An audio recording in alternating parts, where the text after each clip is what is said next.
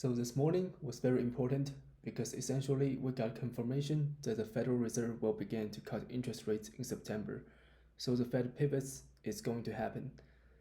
Jay Powell, who's the chair of the Federal Reserve, he gave this big speech at Jackson Hole, and easy money is going to be back on its way.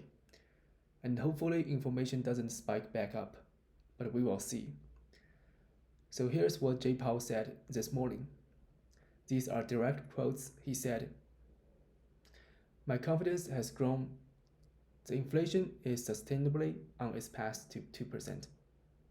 So that's very important because what would be the test to cut interest rates is a test of confidence. And here Jay Powell is saying that he's more confident, and he said that the time has come for policy to adjust. So that simply means it's time for the Fed to pivot, for them to cut interest rates. And he said that the timing and pace of rate cuts will depend on incoming data. Okay, so after Jay Powell said all this morning at Jackson Hole, I want to show you the updated market expectations for the interest rate cuts. So for September, these are the odds according to the CME Fed Watch tool. And again, this tool is completely public and free. You can just Google CME Fed Watch tool and go to their website, and you can see all the data and information yourself. It's completely public. So there's a 65.5% chance that the Federal Reserve cuts interest rates by 0.25% at the September meeting. So there's a 34.5% chance that they cut rates by 0.5%. So I've been saying that, in my opinion, they are going to cut by 0.25%, so 25 basis points. And I'm still sticking to that.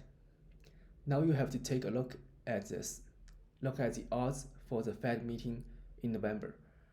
So this is where it gets very exciting because this changed dramatically after the Jackson Hole speech this morning. Now the market odds are favoring a 0.5% interest rate cut in November. It used to be in December, but now it has moved to November, right? And in December, the odds are favoring a 0.25% interest rate cut. So the market expectation is in September, they're gonna cut interest rates by 0.25%.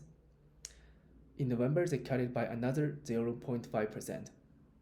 And then in December, they cut it by an additional 0.25%.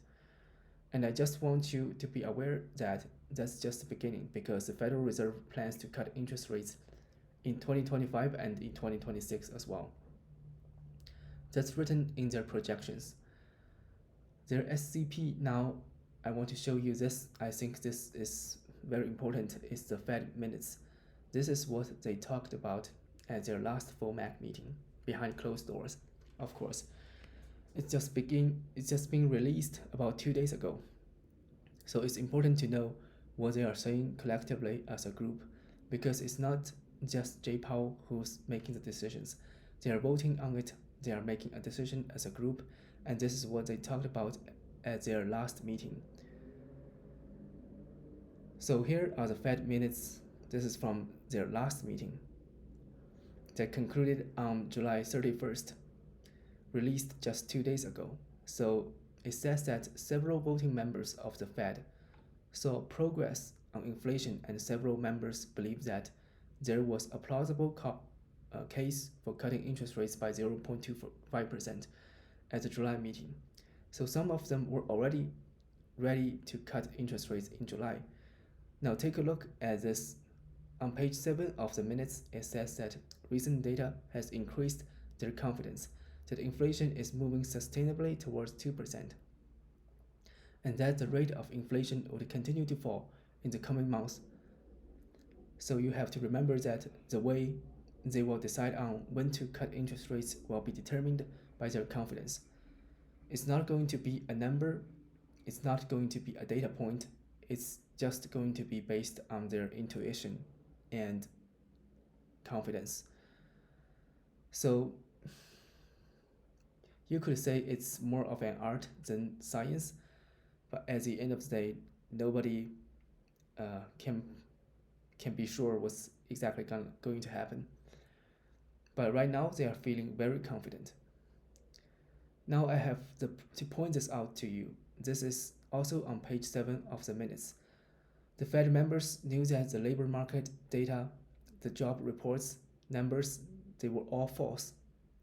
Many participants noted that reported payroll gains might be overstated. So I just made a video a couple days ago, and I reported on how the government said that they overestimated how many jobs were created in the past 12 months. They overstated it by about 800,000 jobs. But remember that these are the Fed minutes from July 31st, so the Fed knew that the gains, they are all fake a long time ago. They already knew that all the job gains were fake. And they probably instructed the Labor Bureau to do that, to fix the numbers.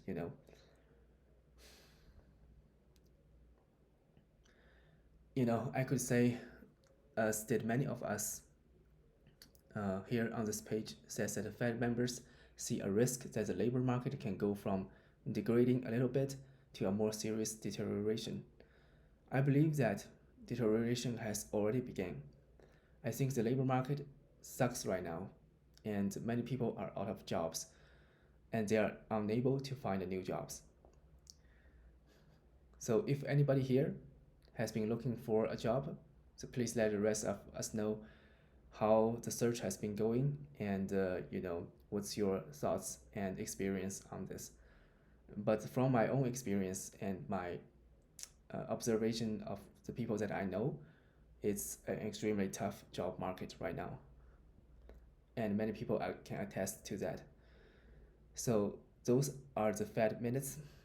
So let me know what you think.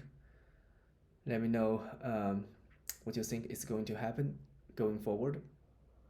And I look forward to reading your comments. Thank you for your support, and please subscribe. Have a nice day.